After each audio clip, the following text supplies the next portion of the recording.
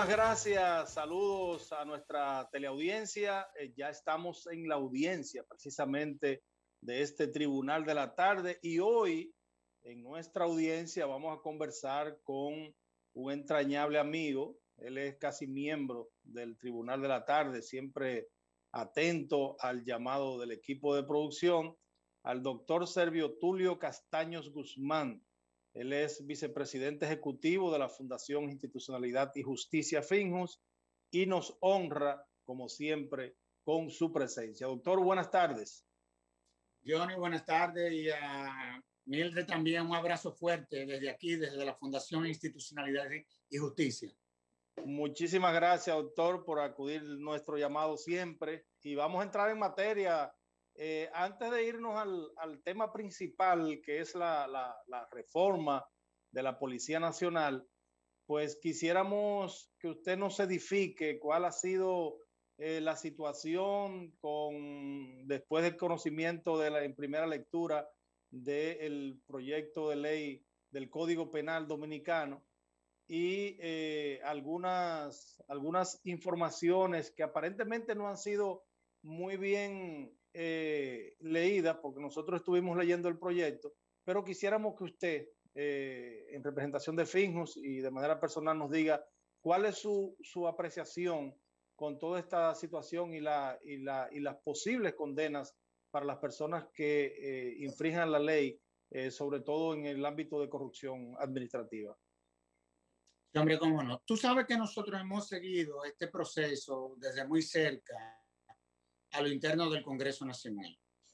Inclusive sí. Si tú te vas a las actas que se han levantado en la Comisión de Justicia, tú te vas a dar cuenta los niveles de participación que ha tenido la Fundación desde un principio. Y hemos venido haciendo observaciones de manera permanente. Es decir, desde que Pacheco introduce el proyecto de reforma, nosotros inmediatamente nos pusimos en contacto con Alexis Jiménez, que es un caballero, un batallador, sí. Esa es la realidad. Y bueno, y hemos estado celebrando reuniones e inclusive actividades que van en esa dirección. ¿Qué es lo que ha pasado? Lo que pasó fue que hay cosas que no estaban en el proyecto original. Por ejemplo, el artículo que ha generado el debate en principio, porque hay otros artículos que habrá que revisar, sí. Sin lugar a dudas, es el bendito artículo 303, que no estaba en la propuesta original del proyecto. Es decir, esa fue una iniciativa que surgió al interno de la comisión. Yo te diría que no hace ni siquiera 30 días, porque en la versión de marzo, ese artículo 303 que lo que hace es que disminuye la pena. Acuérdate, en el primer título, en el primer artículo del título que se refiere a la corrupción, disminuye la pena de 2 a 3 años, cuando en los demás artículos que el propio código establece van de 4 a 10. Entonces, nosotros llamábamos la atención de que ese artículo que se origina a lo interno de la comisión y que no era parte o no había sido parte de un debate, evidentemente de que iba a distorsionar todo lo que era la escala de pena de ese título que se refiere a la corrupción. Ya puedo decir que la mayoría de los legisladores están totalmente de acuerdo con esa observación, que no solamente la ha hecho la Fundación, sino que la han hecho muchísimos sectores, de que haber introducido eso le crea una distorsión y genera una serie de problemas, o le generaría eventualmente una serie de problemas al Ministerio Público. Porque yo, ¿qué es lo que pasa? Mientras tú en ese artículo, que es el que se refiere en sentido general y que prácticamente es el artículo que viene del 146 de la Constitución, tú te encuentras que hay un artículo en la Constitución, que es el artículo 74, que habla sobre la favorabilidad.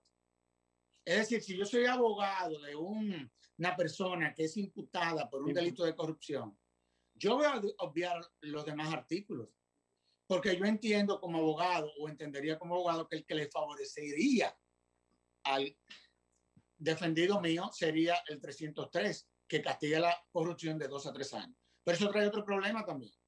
y es que existe el juicio abreviado, que son para aquellos delitos que son inferiores a 5 años, cuando los casos de corrupción duran más de 4 años. Es decir, es una distorsión total.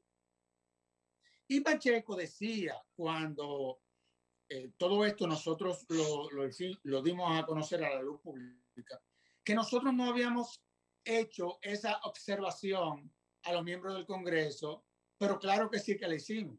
La hicimos antes de que se produjera todo lo relativo a la primera lectura de la propuesta de reforma al Código Penal. O sea que yo creo que ya esa situación se superó, en honor a la verdad, y es muy probable que ese artículo o lo quiten o le quiten solamente la penalidad que establece el artículo y que refieran a los demás artículos del código simple y sencillamente. De eso es de lo que se trata. Como acumulación de pena, exacto. Oye, ¿qué es lo que pasa con la acumulación de pena? Porque hay una confusión. Ahí hay una confusión muy grande. Porque si tú te vas al artículo 51 de la propuesta de código y que fue el que se aprobó, la acumulación de pena, y así lo establece el artículo, son para casos que se llevan de manera independiente. Y sucede que generalmente cuando tú le sometes a un juez un caso de corrupción, tú pones todos los delitos que esa persona cometió. Entonces aquí viene un conflicto. Aquí viene un conflicto. Si tú acumulas pena es en casos diferentes que se puedan ir llevando.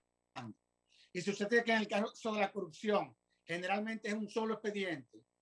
Ahí viene un problema para tú aplicar el 51.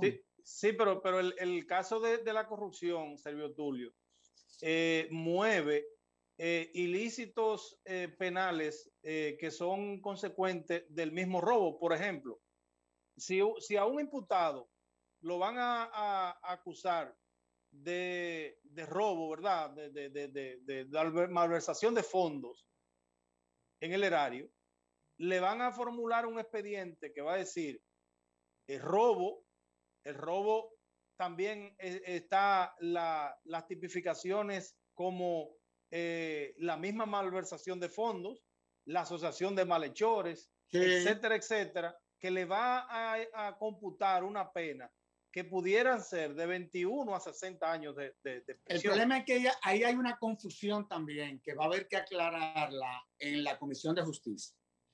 Si tú te vas al artículo 51 del proyecto, que es el que regula la acumulación de penas, porque tú tienes que leer el código transversalmente, tú no puedes ir cogiendo artículo por artículo. Claro. Tú te tienes que leer el código entero para tú entender muchas veces situaciones que te pueden generar problemas más adelante. Por ejemplo, si tú te vas al artículo 51, que es el que se refiere a la acumulación de pena, oye lo que dice este artículo, porque eso es lo que estamos advirtiendo también.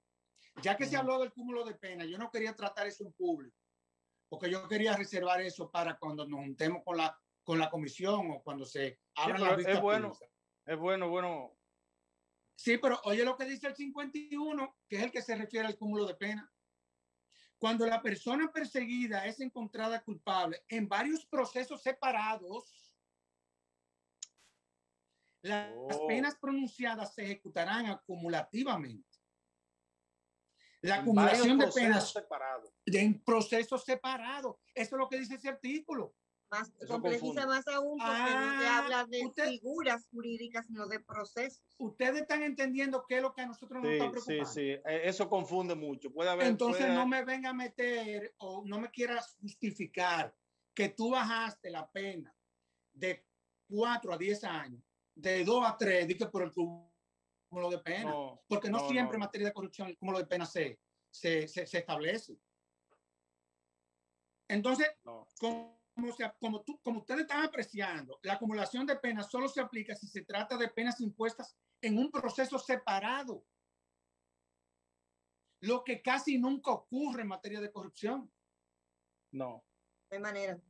Es que de eso es de lo que estamos hablando. Entonces, cuando yo oigo a mis amigos, porque oye, uno en todo este proceso se ha hecho mío, pero aquí estamos trabajando en un aspecto institucional. Entonces, es bueno que los diputados sepan qué fue lo que ellos aprobaron como cúmulo de pena en el artículo 51. Eso hay que advertirlo, con el perdón de la doctora. Eso hay que advertirlo. Eso hay que advertirlo antes de que se conozca la segunda lectura. Pero es lo que yo te estoy diciendo, ¿no entiendes? Inclusive, por ejemplo, a través de la regla del concurso de infracciones, sí es verdad que se podría aumentar la pena a 60 años. Pero otra cosa, vamos, porque ya que queremos debatir esto, vamos a debatir. Ustedes saben muy bien que a mí no me gustan los debates. Yo soy una persona que generalmente lo que hago es que aporto y punto, se acabó. Pero el problema es que me están dando por donde a mí más me está gustando, porque me está permitiendo explicar cosas que no se están debatiendo y que va a haber que debatir. Por ejemplo.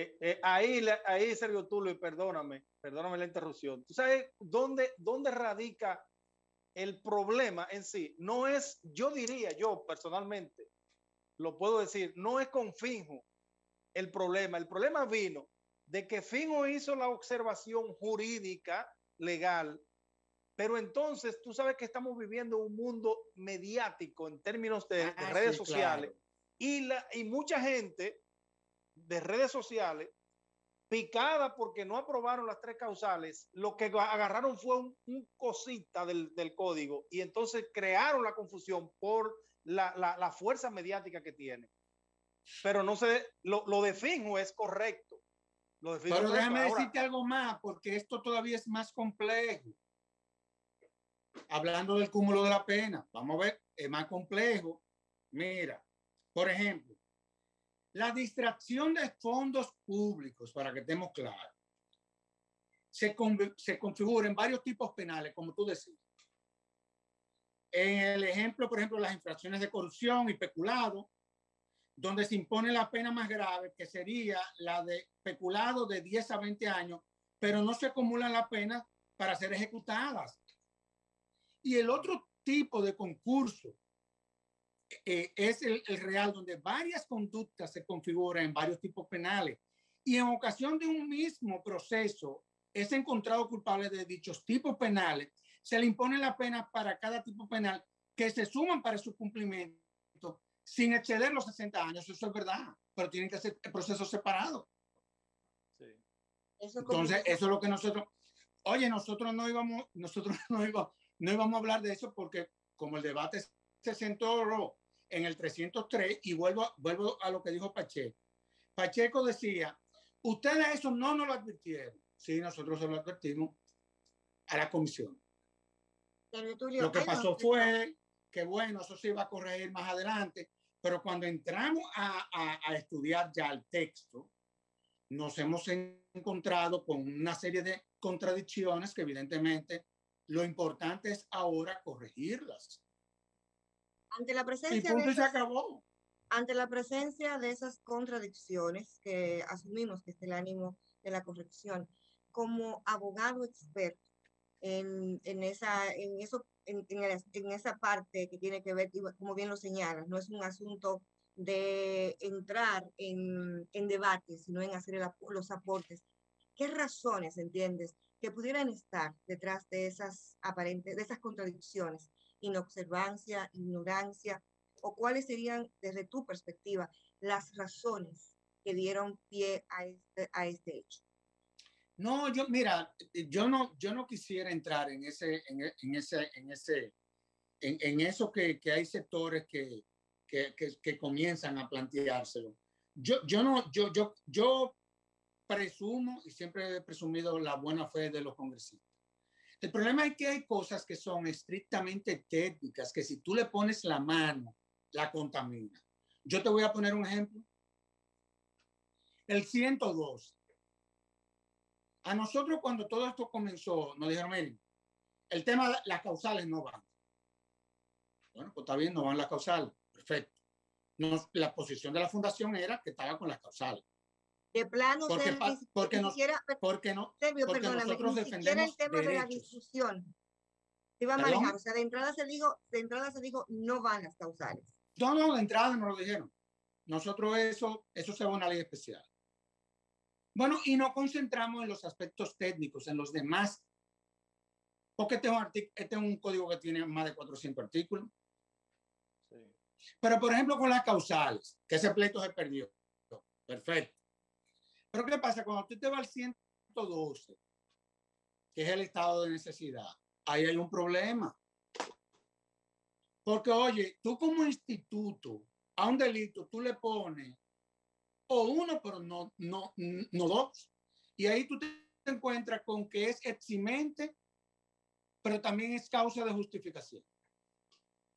O es uno, o es otro. Sí, porque hay una contradicción. Pero te estoy diciendo. Entonces, esas son las cosas que nosotros inclusive le advertimos en su momento a la comisión, a través de su presidente, que vuelvo y te reitero, yo no había visto una comisión en el Congreso más abierta que la Comisión de Justicia de la Cámara de Diputados. Miren, y yo fui consultor jurídico del Congreso. Sí. Y nosotros venimos trabajando con el Congreso desde hace 30 años.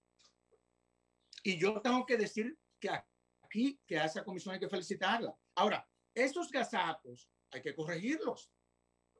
Después de la discusión. A generar muchos problemas. Servio Tulio, después de la discusión y después del conocimiento y aprobación en primera lectura del código, ¿ha habido acercamiento, ha habido reuniones entre ustedes y el presidente de la Cámara de Diputados y la misma Comisión de Justicia?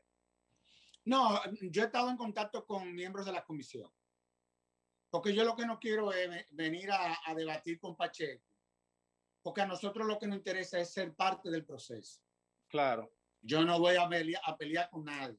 No, y a observar. Estoy advirtiendo cosas que son de naturaleza técnicas, exclusivamente, técnicas. Y hemos visto que hay una serie de temas que hay que corregir. ¿Por qué? Porque eso le va a crear un problema muy serio al Ministerio Público y posteriormente al juez. Entonces, no, vamos a evitar que el código pase lo mismo que pasó con la ley de partidos políticos. Cuando mencionas de las situaciones que podrían acarrearle tanto al Ministerio Público como ya a la judicatura propiamente, ¿pudiera entenderse que haría difícil el elemento prueba de cargo para poder imputar y sancionar la corrupción? No, lo que pasaría es que por el principio de la favorabilidad, todos los abogados se van a ir por ese famoso 303 y todas las disposiciones que el código contempló, como el tráfico de influencia, el desfalco, que tienen pena de 4 a 10 años, yo voy a decir, no, pero que tú me pusiste un artículo que es con quien tú me abres el título de la corrupción y yo voy por el principio de la favorabilidad que se aplica el 303.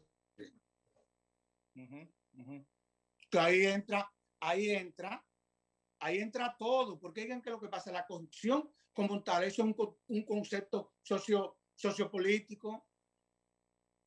Sí, sí. Cuando tú hablas de corrupción, cuando el 146 de la Constitución te constitucionaliza la corrupción, es la corrupción en sentido general. Ahora le reserva al legislador la potestad de regularlo. Pero vamos a Estamos de acuerdo. Servio Tulio, con relación al trabajo que está desarrollando el Ministerio Público en estos momentos, especialmente las últimas investigaciones y sometimiento a la justicia de funcionarios de la administración del pasado gobierno encabezada por Danilo Medina, ¿qué evaluación tiene al respecto Finjos?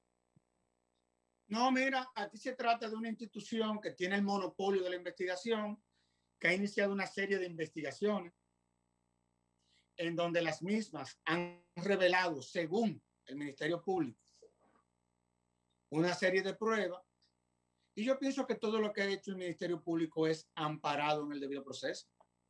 Todo ha sido, con la autorización de un juez. Todos esos allanamientos, todos esos apresamientos han sido con un auto de un juez.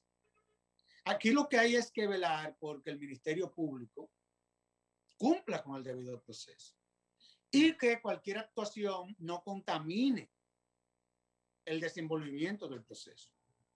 Entonces, de eso es de lo que se trata. Pero yo pienso que el Ministerio Público lo que viene haciendo es lo que la ley le manda. Y es bueno que lo haga, que sea así. Sí. Hay otro aspecto también del cual pues tienes una información importante, que es con relación a las mesas de trabajo con la transformación de la policía. Cuéntanos los avances que han tenido y en qué sentido se han orientado.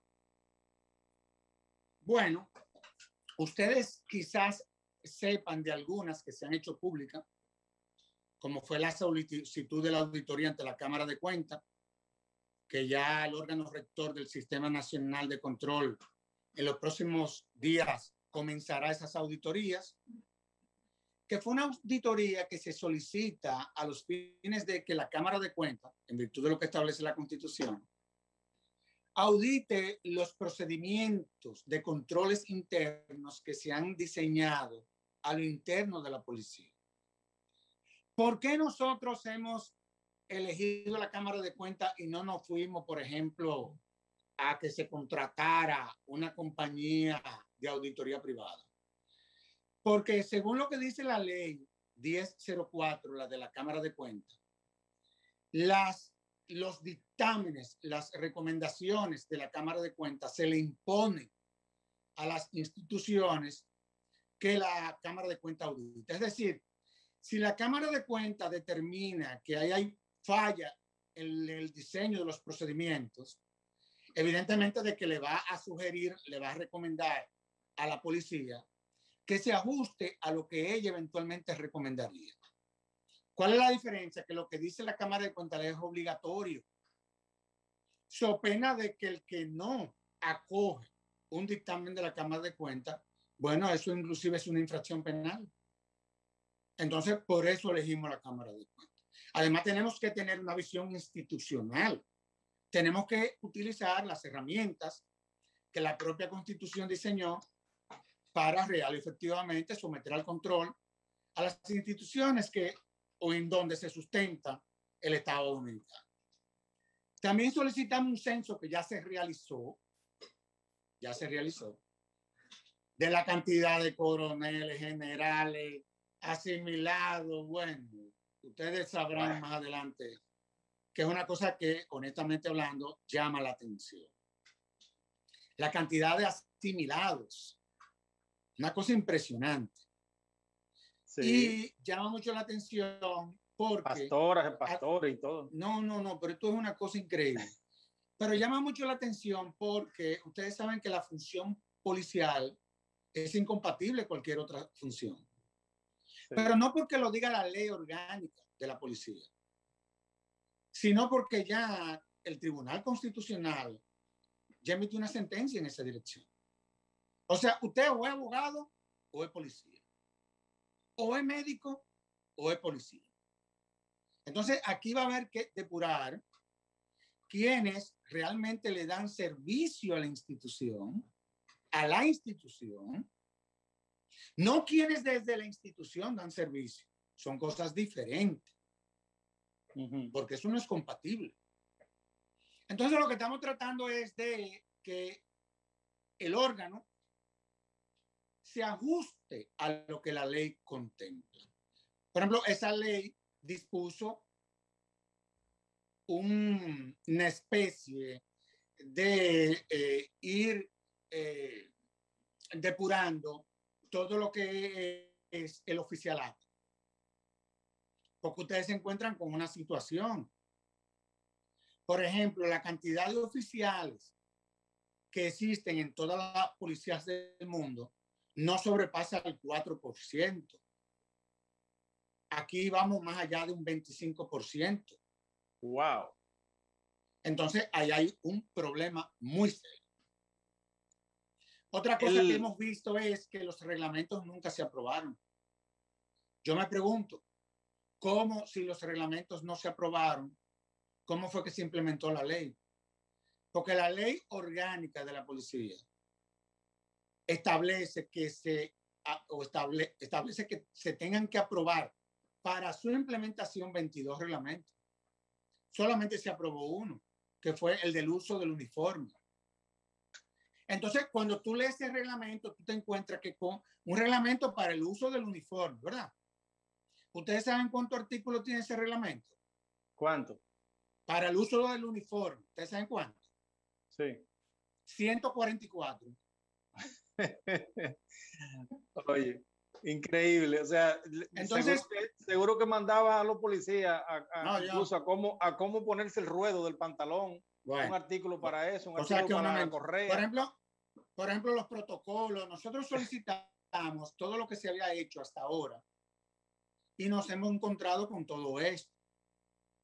Por ejemplo, nosotros hemos solicitado al Consejo Superior Policial que nombre en virtud del artículo 40 que establece la ley, porque todo lo estamos haciendo sobre la base de lo que la ley establece. Nosotros le estamos solicitando que nombre una comisión de independientes, de juristas, para que le den seguimiento a todos los casos que se conocen a lo interno del Consejo Superior Policial en materia disciplinaria, que sobrepasan más de 1000 casos. Sí, exactamente. Cuando el presidente de la República, Luis Abinader, nombró la comisión, el presidente se refirió a que el que estaba seguro que iban a encontrar muchos escollos en la Policía Nacional para dicha reforma. ¿Se han sentido obstáculos, resistencia al más alto nivel de la policía o de sectores vinculados a la policía? En ese sentido. Verdad que no. Yo creo que los niveles de cooperación yo nunca lo había visto. Lo que pasa es que cuando un presidente se involucra y toma la decisión política, que fue la que tomó el presidente Abinader, porque nosotros lo que vamos es a impulsar todo lo que queda pendiente. Por ejemplo, nosotros la semana que viene vamos a celebrar un taller con quienes redactaron esos reglamentos. Porque nosotros tenemos una serie de preguntas que hacerle. Para partiendo de lo que ellos nos digan, nosotros entonces hacer la sugerencia que en virtud del decreto no autoriza hacérsela al Consejo Superior Policial y al ministro. Entonces, yo te diría que no, todo lo contrario. Hay una disposición.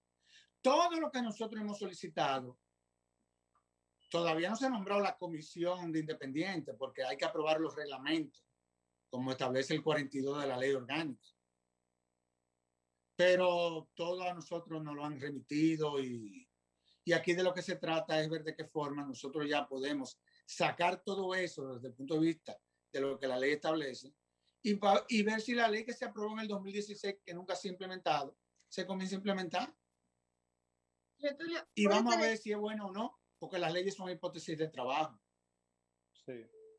Tulio, puede parecer simple la pregunta, pero ¿sabemos aquí cuántos policías tenemos en República Dominicana? ¿Y dónde están esos policías? Bueno, ahí es que está el detalle. ¿Dónde están y qué hacen? Precisamente, eso se lo preguntamos y estoy dando primicia aquí. Ustedes, bueno. Pero sí, nosotros, la policía nos mandó para que ustedes vean. La institución tiene unos 39.747 miembros. 39.700 47 miembros, 39.747 miembros. Tiene 7.073 que son féminas y masculinos son 32.674. Aquí hay una cosa muy interesante porque, por ejemplo... ¿Y generales? ¿Cuánto hay? Generales hay 41 y solamente hay una mujer que es general. Pero la ley dice que no pueden ser más de 20. Sí. No pueden ser más de 20. Decías que había coroneles. ¿Ustedes saben cuántos coroneles hay? 643. ¿Cuánto? 643. Wow. Tenientes coroneles, 761. Mayores, 1,554. Primeros tenientes hay 2.364. Segundos tenientes hay 3.569. Cadetes hay 244. Y así va bajando. Ustedes se están dando cuenta ya las cosas que son parte del problema, ¿verdad? Sí. Y pudieron determinar ustedes en esas investigaciones cuántos policías están brindando servicio privado que no necesariamente tiene que ver con los servicios de la Policía Nacional. Claro, ese es un dato que todavía no, por ejemplo, ellos nos dicen que en el área de educación hay 1.695. En el área administrativa, y ahí van diciendo,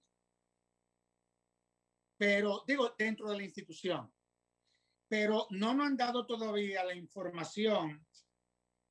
Sí nos dicen lo que hay en algunas instituciones públicas. Pero este fue un documento que nos llegó hoy. Wow, calientito. Y lo estamos evaluando. Calientito. Sí. Hay algo, Servio Tulio, hay algo que yo he visto y que me preocupa bastante. Aquí hay compañías de seguridad privada que los dueños de esas compañías son miembros activos puede ser de la Policía Nacional o de otras instituciones castrenses. Pero, eso la ley lo pero incluso tienen como miembros de seguridad, tienen policías activos. Sí. Eso se dice, inclusive nosotros solicitamos esa información, porque la realidad es que eso la ley lo prohíbe. Eso es una falta grave, inclusive. O sea, eso es una falta grave. Una falta grave. La ley está consignado. O sea que recomienda cancelación para todas las personas que estén en ese tipo de acciones. Sí, porque eso es lo que la ley manda. Inclusive eso lo tendría que disponer el Consejo Superior Policial. Lo que nosotros vamos a hacer con el Consejo Superior Policial es recordarle lo que la ley dice. Hay un aspecto, ya nos mandan a pausa, pero creo que aunque sea brevemente, Silvio Tulio, y es una especie como de sinónimo de que no se investigue, no se llega a justicia cuando la policía comete un asesinato o la muerte de un civil bajo el concepto de intercambio de disparos con la policía. Dentro de la comisión, ¿se ha pensado trabajar ese aspecto o sencillamente, qué opinan ustedes qué opinas en este sentido? No, esa va a ser parte del trabajo de la comisión de independiente que establece el artículo 40, que estamos solicitando que quienes resulten ser escogidos sean abogados que no hayan tenido ningún tipo de vinculación ni con la institución policial, ni hayan defendido policías. Bueno, muchísimas gracias, Servio Tulio. Muchas gracias por estar de nuevo aquí en el Tribunal de la Tarde. También a los amables telespectadores de este espacio, agradecerles la sintonía. Mañana, si Dios lo permite, de 6 a 7 a través de Telefuturo Canal 23, estaremos de nuevo con todos y todas.